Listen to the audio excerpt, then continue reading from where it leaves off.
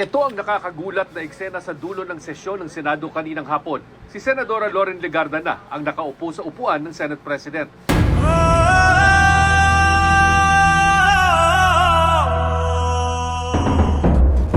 At eto na, kudita sa leadership sa Senado. Biglang naudlot. Yun pala, nagkaroon ng kasunduan.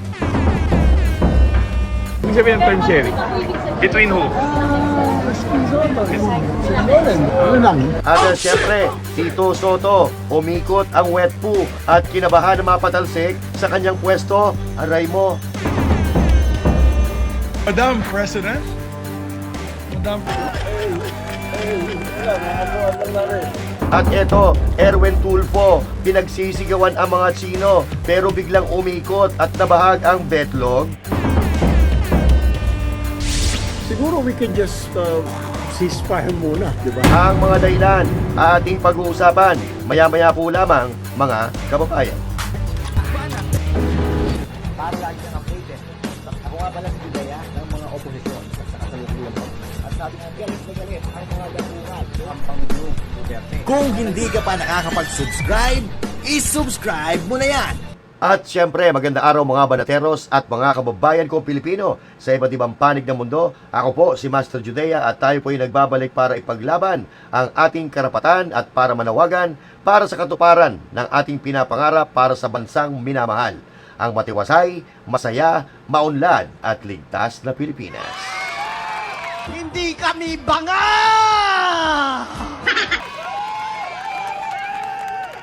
Pero ha, bago po tayo magsimula, huwag kakalimutan na mag-subscribe sa ating YouTube channel at mag-follow sa ating FB page. Huwag din kakalimutan na mag-comment, mag-share, mag-like sa ating mga video na ina-upload para mapanood din naman ng iba. Kaya, ano pa hinihintay mo? I-share mo na.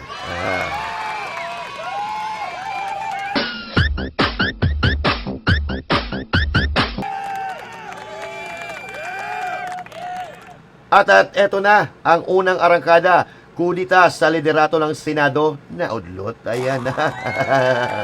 Oo. Pero, may kasunduan. Kanina mga kababayan, inaabangan po natin ang mga kaganapan dyan sa Senado dahil nalaman natin na umiikot na daw po ang tumbong ni Tito Soto. Habang nagmi-meeting kasi ang majority, di umano ay nagmi-meeting din ang minority doon sa 6th floor ng Senate building. Ano kaya ang nangyari? Bakit hindi natuloy ang kudita? Kaya tara na, himay-himayin natin ang istorya, alamin natin kung ano ang punot dulo, kung ano ang kinahinatnan, at kung ano ang kapalaran ng Pilipinas. Okay. Anyway, bago po natin pala pag-usapan yung kudi-kudita na yan sa Senado, panoorin muna natin ang isang video na alam ko makakatulong sa atin sa paghimay-himay nitong mga kwento kung bakit nagkakagulo sa Senado, kung bakit nagkakaroon ng pagbawi ng pirma. Sa tingin ko, isa yung mga pangyayaring ganito kaya medyo nagkakagulo at naudlot yung pagpapalit ng liderato. At pag-usapan muna natin, walang iba kundi mainit ang pinag-uusapan pa rin ngayon ay korupsyon. Pero itong bagong karakter, bagong karakter ito, mga bagong lupin. Pag-usapan na po natin, eto na. Sana? 2025 pa dapat natapos ang konstruksyon ng ilang classroom sa Revilla National High School sa Cavite. Pero hanggang sa ngayon ay hindi... Revilla na naman. Baka akalain nyo, kasalanan na naman ng Revilla. Hindi ho. Pag muna tayo bigay ng ating mga opinion. Baka di pa natatapos ang pelikula. Tanim daw ito napapakinabangan. Ang pondo raw kasi nito, ginulsa umano ng bata ni DepEd Secretary Sunny Angara. Narito ang agenda report ni Just Ignacio. Tila nagtitiping saksi ang mga bakal at nakatiwangwang na semento sa Revilla National High School sa isinagawang inspeksyon ni Public Works Chief Vince Dizon sa mga unfinished school project. Ang best way forward. Mag-inventory ng lahat ng mga ganyan. Ang daming ganyan all over the country. Inventaryo yun muna ang i-priority gagyan ng pondo. Pero hindi lamang ito bunsod ng kakulangan sa pondo, kundi tila resulta rin ng sistematikong koleksyon na inilahad ni dating DPWH Undersecretary Roberto Bernardo sa kanyang sinumpaang salaysay noong September 2025. Ayon sa affidavit, may umiiral umano ng mekanismo ng commitment o kickback na naglalaro sa 20% hanggang 25% ng halaga ng kontrata. Si former Education Undersecretary Traigiv Olayvar na umano'y protege ni Secretary Sani Angara ang itinuturo ni Bernardo bilang tagapamagitan sa mga transaksyon. Ayon kay Bernardo, nagsimula si Olayvar bilang staff ni Senator Bong Revilla Yon. bago lumipat sa opisina ng late Senator Edgardo Angara at kalaunan kay Sani Angara. Inilahad din ni Bernardo na sa pagitan ng taong 2019 at 2024 habang si Sani Angara ang chairman ng Finance Committee, nakatanggap umano si Olayvar ng mga deliveries na katumbas ng 12% ng mga proyekto ng senador. Kabilang sa mga nadamay na pondong nagkakahalaga ng bilyong piso ay ang mga proyekto sa Oriental Mindoro, Quezon City at ang 2.85 billion pesos na saro para sa Region 3 at Bulacan. Yan, Bulacan ha. Sa ilalim ng ganitong sistema, ang nakalaang pondo para sa konstruksyon ay tila nababawasan na bago pa man maipambili ng materyales. Na tila nagiging dahilan kung bakit maraming proyekto gaya ng sa Revilla High School ang nananatiling mga kalansay lamang. Bukas ang Billionaire News Channel para sa paglilinaw ni DepEd Secretary Sani Angara hinggil dito.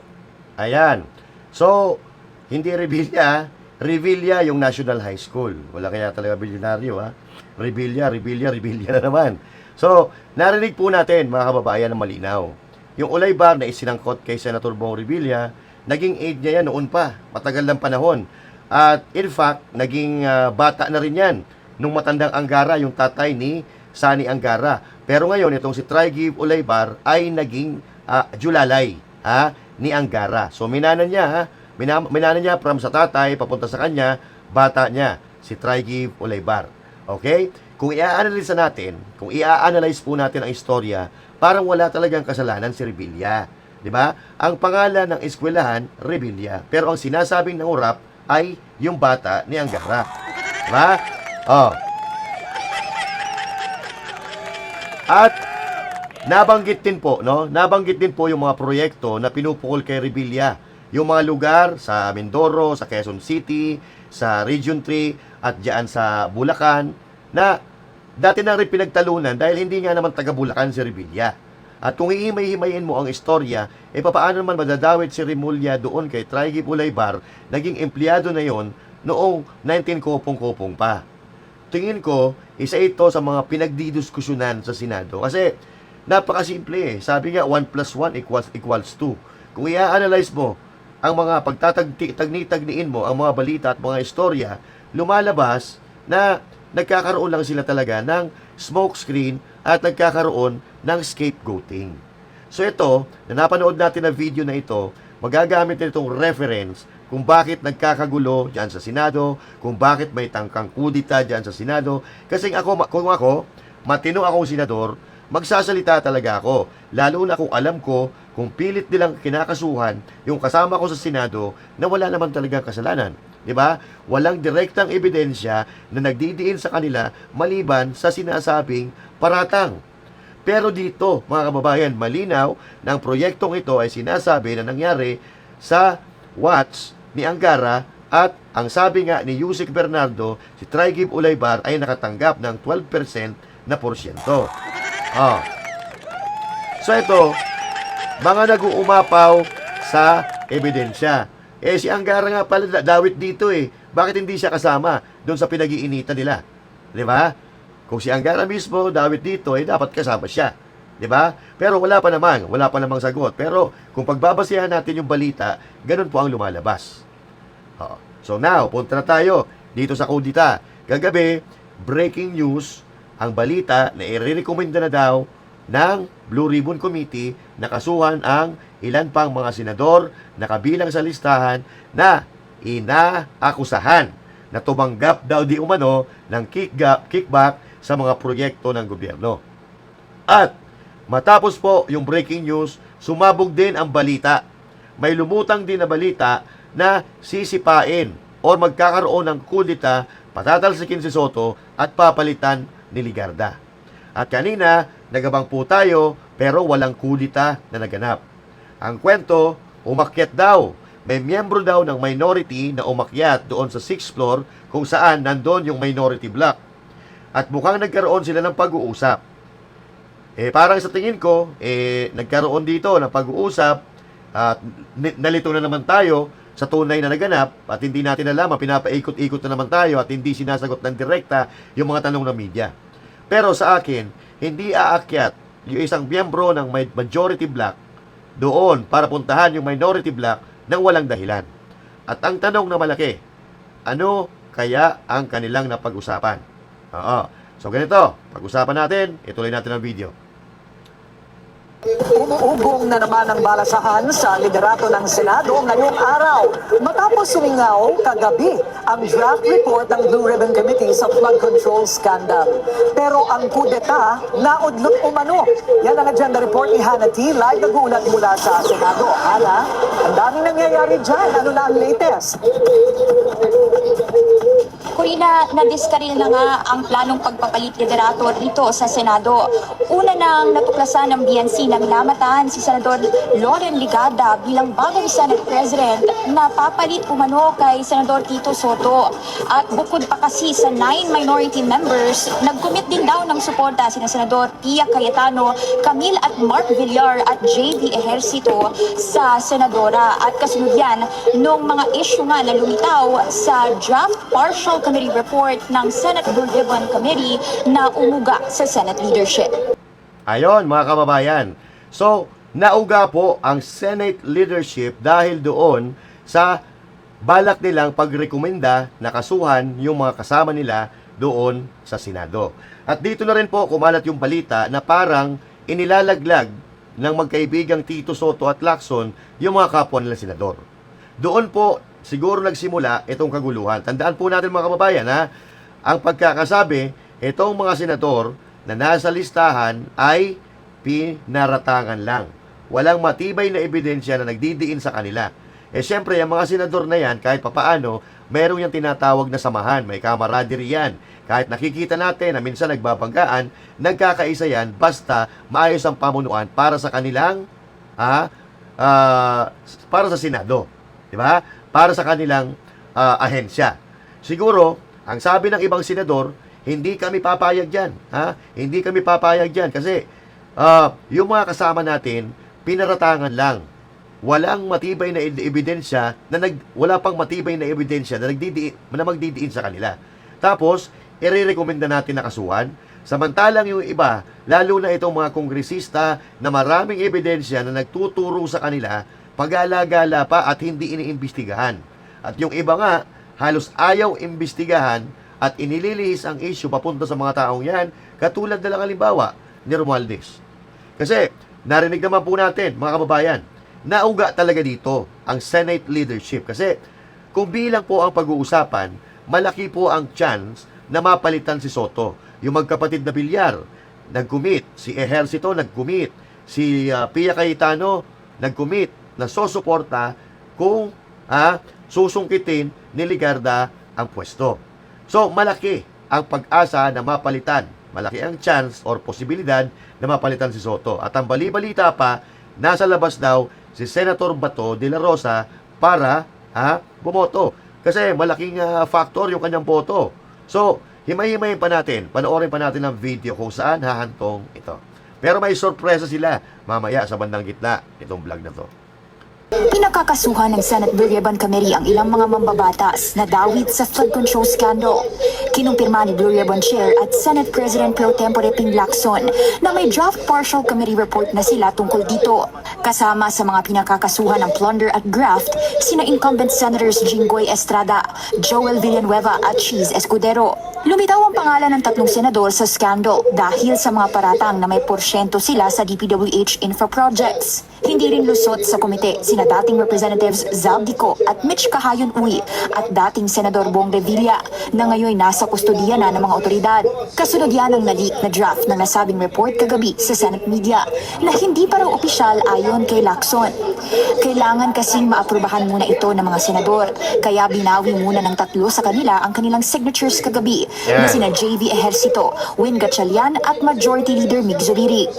Base sa nagik na dokumento, pinakakasuhan din sina dating DepEd Undersecretary Undersecretary Trigiv Olivar, businessman Maynard Mu, at iba pang mga idinawit noon ni dating DPWH Undersecretary Roberto Bernardo. Pero wala sa listahan si former House Speaker Martin Romualdez. Oh, wala sa listahan. Ha? Ligtas na naman si Romualdez. Wala na yan.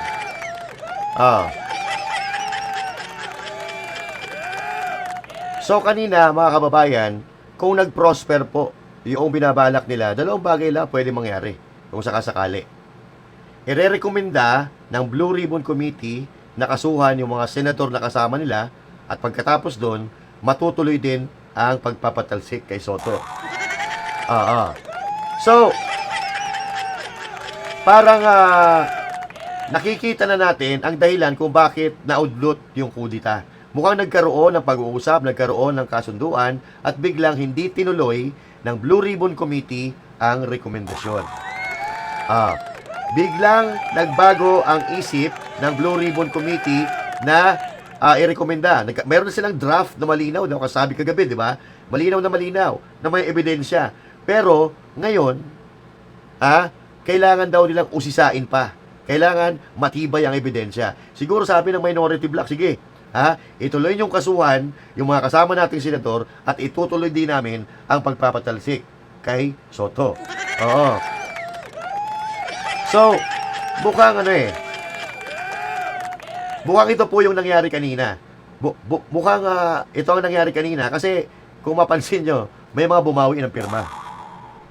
May mga bumawi ng pirma. So, para sabihin na natin, para iselyuhan na natin to na hindi natin po pwedeng i-recommenda ito sa plenaryo para kasuhan ng mga senador kasi kulang tayo sa pirma. Bawasan pa natin.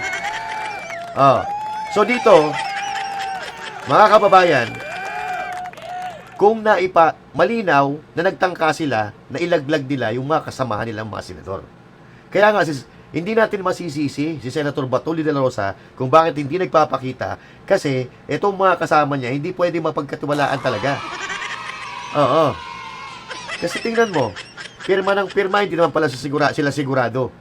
Tapos babawiin nila yung pirma. So, ibig sabihin, hindi nila pwede i-rekomenda para pag-usapan sa plenaryo, para kasuhan yung mga senador, kasi kulang yung pumirma. Hindi sapat po kung pagbabasihan natin sa bilang at sa porsyento ng bilang ng mga senador na pipirma. Okay? Tuloy. Sabi ni Lacson, nakakategorize kasi ang rekomendasyon ng mga isasampang kaso base sa mga naging salaysay sa Blue Ribbon at kung may kalakip itong mga ebidensya. Because the names were mentioned, will be mentioned at the commission floor. Pero ang recommendation is further fact-finding inquiry. Sa gitna ng kagustuhan ng Blue Ribbon na makasuhan ang ilang senador, tila nanganganib naman ang liderato ng Senado. If it will cost his Senate presidency, that's part of the game, ano? Kung because of the Mir Committee report na nag-participate naman din sila, ayaw na sila at tatanggalin na ng Senate President, ano? I will take responsibility somehow. Pero nanindigan si Lacson na hindi niya hahayaang may kumontra sa Blue Ribbon Report dahil tugma ito sa mga nangyayari ngayon sa flood control scandal. Lahat kasi ng ongoing case build-up at mga naging preliminary investigation galing din sa investigasyon ng Blue Ribbon. Maski patanggalin yung pangalan nila sa recommended for filing of criminal and administrative, pinapailan na nga sila. Yun sa akin, that's the sensible part of it. Kung hindi namin recommend, inibisigan na nga. Di sana, inirekomenda mo.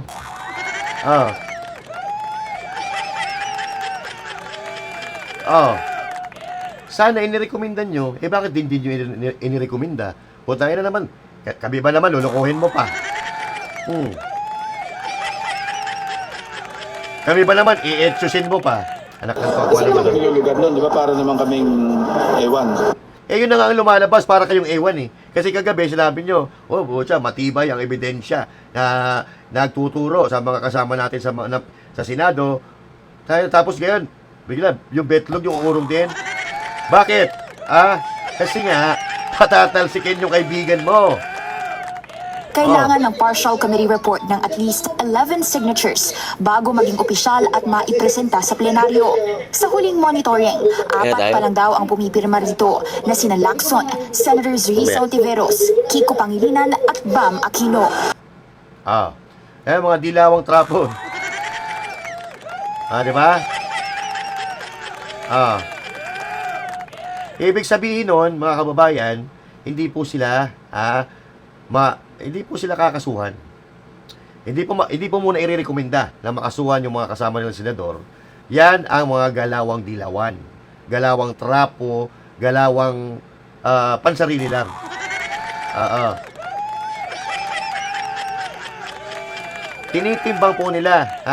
Tinitimbang po nila kung saan magiging pabor yung galawan nila para sa sarili nila. Kung ano yung kung ano yung papabor sa kanilang galaw nila, yun ang gagawin nila. Siyempre, gagawa sila ng paraan na para yung magiging galaw nila, papabor sa mga sariling interest nila para mapanatili ang kapangyarihan nila at para pag-usapan sila, magkaroon sila ng pag-asa. Ganon talaga sa politika eh. Lalo na doon sa mga politikong kinaina ng sistema. Okay? May mga politiko na kinain ng sistema. Umugong din ang impormasyon kanina na posible raw lumitaw itong si Senador Bato de la Rosa sa Senado dahil nga doon sa mga report na kudeta na ayon sa ating source ay nasa kanyang sasakyan daw kanina outside the Senate premises kaninang hapon yan. Pero hindi pa ito kinukumpirma ng kampo ni de la Rosa at kung ating matatandaan siya ay bahagi ng Senate minority at magiging relevant kung sakali ang kanyang boto sakaling nagpalit nga ng liderato dito sa Senado. At kanina, Corina, kapansin-pansin yung mahabang break ng Senate session ngayong hapon at kung sakaling ang natuloy itong Senate coup, si Soto yung pangalawang senador kung sakali na may pinaka maiksing leadership sa higher chamber dahil ayon sa Senate records, si dating Senador Quintin Paredes ang may pinaka maiksing stint bilang Senate Chief na noong 1950s ay namalagi lang sa kanyang posisyon ng humigit kumulang 6 na linggo.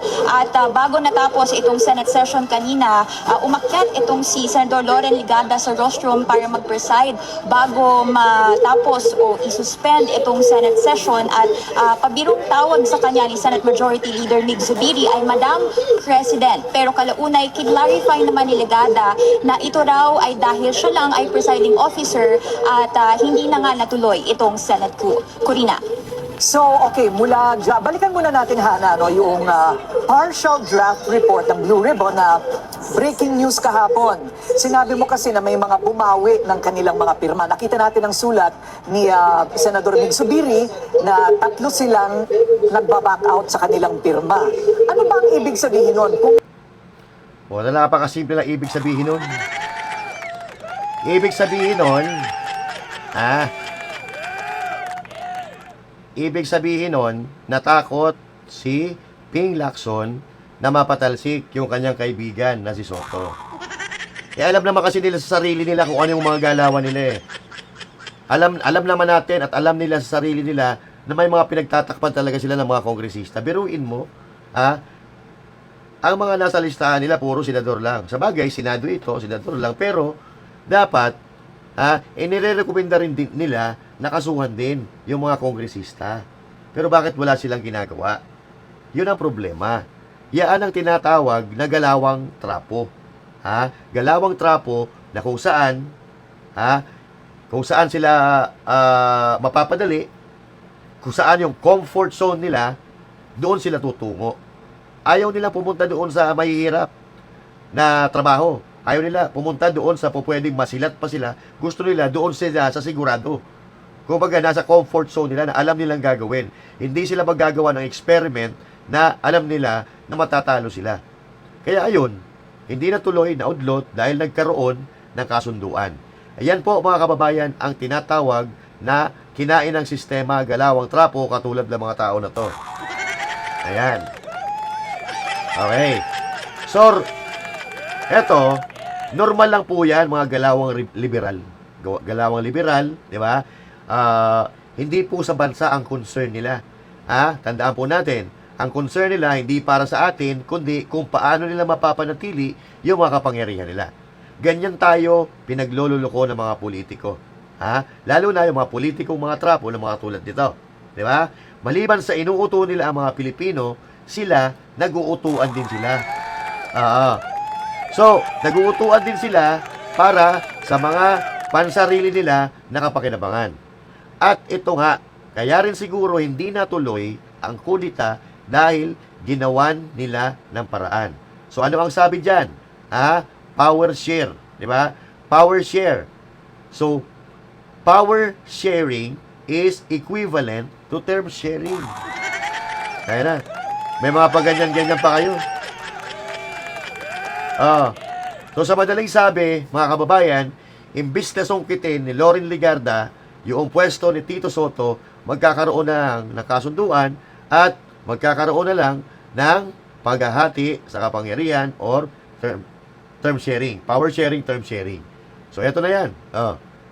Pakinggan natin. Dahil sa umuugong na panibagong kudeta sa liderato ng Senado, may ilang nagulat nang maupo sa upuan ng Senate President at tawaging Madam President ng ilan si Senadora Loren Legarda.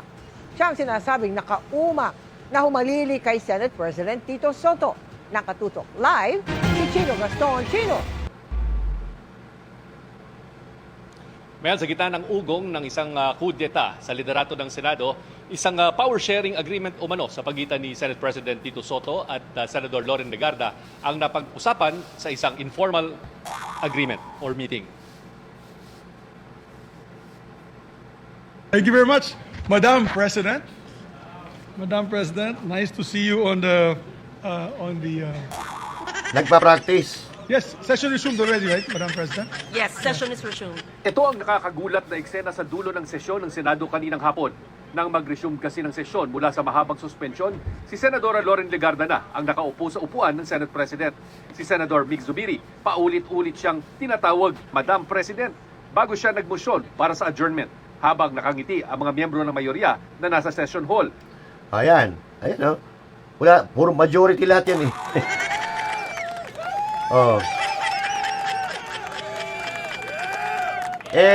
nung nakita ko yan, ay sabi ko, wala yung minority dito Puro majority dito Puro mga majority, puro mga trapo yun nandito Puro mga trapo. So parang, ang nangyari dito, di ba, nagkaroon ng attempt Nagkaroon talaga ng attempt. Sa totoong buhay, nagkaroon talaga ng attempt na patalsikin si Soto ng minority block.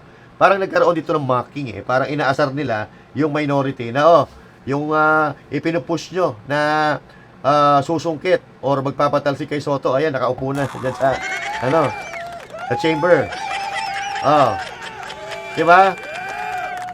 Hindi ko alam Hindi ko alam kung yun ang purpose nila kasi hindi naman si Loren Legarda, hindi naman nagkaroon ng kudita pero pinaupo nila si Loren Legarda doon at nagtawanan pa sila ngayon. Diba? So parang nang-aasar sila. Hindi ko alam kung naasar yung mga senador na iba.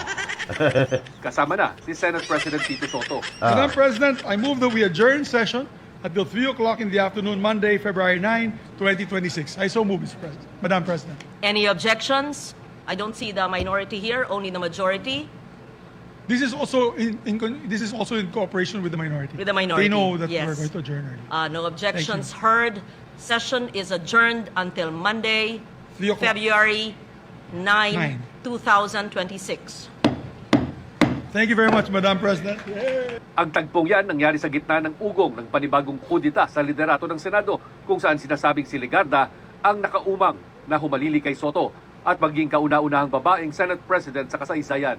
Tinanong sina Legarda, Zubiri at Soto ukol sa nangyari. Presiding officer. Hindi. Ma'am, nag-tweet kasi si Senator Kiko, #power sharing. Ma'am, nag-tweet si Senator Kiko, #power sharing. I don't know. Maybe you ask Senator Kiko. Bakit, Madam President? Was there an attempt po? Maybe the future president of the Senate. We'll see. Future. We discussed and all's well that ends well. Our group is more solid. Itong si Zubiri, trapong-trapo no? Trapo-trapo galawan Unang nag-post sa social media si Senator Kiko Pangilinan ng isang litrato sa loob ng Senate Lounge. Kasama si Legarda at 6 na iba pang senador na bahagi ng mayorya, sina Soto, Senador Bam Aquino, Panfilo Lacson, Risa Ontiveros, Win Gatchalian, JV Ejercito at Zubiri. Ang sabi ni Ejercito, isa sa mga napag-usapan umano sa pulong ang isang term sharing agreement sa pagitan ni Soto at Ligarda. Yan. ibig sabihin ng term sharing? Between who? Ano lang, large talk. Para daw all when happens when. Ganito rin ang sabi ni Zubiri. Will there be term sharing? Power sharing In the near future. Ayan, mga kababayan.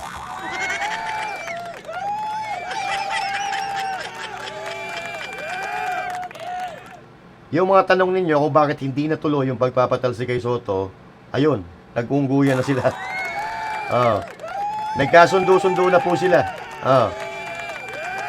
Di ba? Ganun naman ang simple eh. The best offer wins.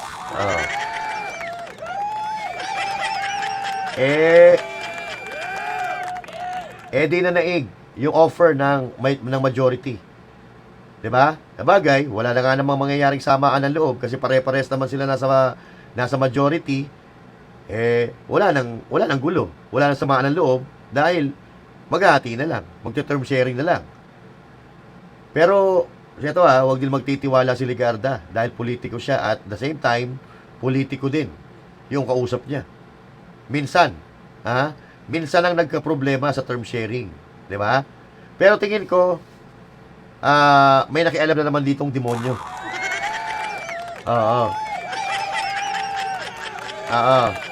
Baka may nagsabi naman kay Ligarda na sige, pag di ka pumayag dito sa offer namin, pag nagmatigas ka, gigipitin namin ang anak mo. Sino naman ang nanay na papayag na mapahamak ang kanyang anak? Kung if ever na ganun man ang dahilan, di ba? Pero may confidential info tayong natanggap na isa rin sa mga dahilan kung bakit di natuloy yung kudita. Nag-uungguyan sila. Nag-uungguyan sila. Meron pa dyan, hindi naman talaga dapat si Ligarda. Meron isa na magiging dapat Senate President. No? Meron isa. Pero, dahil nga mga politiko to, mga manggagancho, di ba? Ayan, nagkaroon ng term sharing. Pero yung confidential info na nakuha natin, isa rin yun sa mga dahilan. Nagpabago, isa yun sa factor na nagpabago ng desisyon ni Ligarda. Wala na tayo pag-uusapan ngayon. Ayun na, term sharing na. Pero, eto sabi ko kanina, minsan na tayo nagka-problema sa gobyerno, sa term sharing. Kung matatandaan ninyo, yung si Cayetano at saka si Velasco, di ba? Sa speakership naman yon, nagkagulo sila. Buti na lang, nagpagitna si PRRD, kinausap niya si Cayetano, pumayag naman si Cayetano, ayun, natapos yung gulo. Pero, sa sitwasyon na ito ni Ligarda at Soto, nako, wala akong tiwala dyan sa hilat sa pagmumukha ni Soto. Tulad lang din yan Tulad lang din yan Erwin Tulfo, plastic din. Oo. Kumbaga, sala sa init, sala sa lamig. Kung saan makikinabang, doon ako. Bakit? Eto, panoorin natin, sala sa init, sala sa lamig. Well, let me say this then, Mr. President. If you do not like how democracy works in this country, then you are free to leave the Philippines. Get the out. Mr. President, kung hindi nila gusto kung paano gumagana ang demokrasya sa ating bansa, malinaw po ang sagot. Layas. Layas daw Tapang. Pakatapang niya. Ang daming bumilib sa kanya. Di ba? Ang daming bumilib sa kanya. Pakatapang. Sumisigaw-sigaw pa. You are free to leave the Philippines. Get the F out. Layas. Okay? Tayo na. Parang parang hindi naman tayo nasanay sa mga buladas ng mga Tulfo. Di ba? Parang hindi naman kayo nasanay. Yung mga buladas ng Tulfo, sisindakin ka niya una. Sisindakin ka. Pag pumalag ka, babarkadahin ka. Di ba? Bilib na bilib nga tayo sa mga magkakapatid na to dati. Pero naging politiko na, nabulok na. Tapos nung nakaraan, last week, galit na galit sa China. Gusto mo palayasin yung mga ambassador ng China sa Pilipinas. Di ba? Pero ngayon, eto na siya. Si Erwin Tulfo, umurong ang bedlog. Oh, eto. Oh. Ayan, oh. Kasunod ng mainit na debate sa Senado kaugnay sa issue ng West Philippine Sea, aapela raw si Senator Erwin Tulfo sa mga kasama niyang senador na bawasan ang personal na pag-atake sa mga opisyalang China.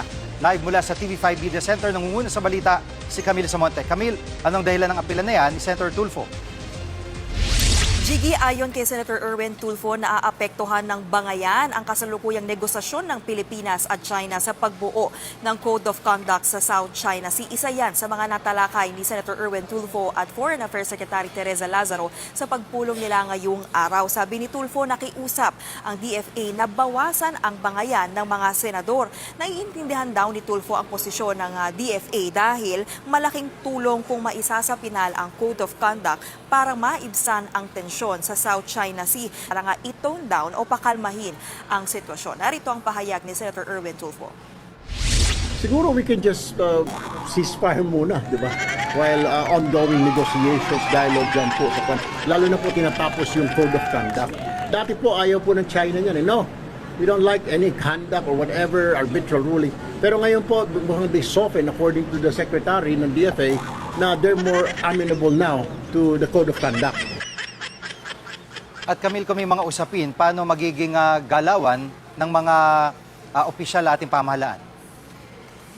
Jiggy, hindi naman daw ibig sabihin ni Tulfo ay dapat manahimik na yung mga kapwa niya senador o yung iba pang opisyal ng gobyerno nga kaugnay dito sa pangharas ng China. Karapatan pa rin naman daw ng mga mambabatas na magsalita at ipagtanggol ang ating teritoryo. Pero ang hiling lamang niya ay wag na raw sana silang dumagdag sa tensyon sa West Philippine Sea. Kailangan daw isaalang-alang ang kaligtasan ng ating mga mangingisda at mga tauhan ng Philippine Coast Guard. Samantala, makikipagpulong din daw sa Senator Erwin Tulfo sa Chinese Ambassador para nga pag-usapan ng iba pang issue kaugnay ng pinag-aagawang teritoryo.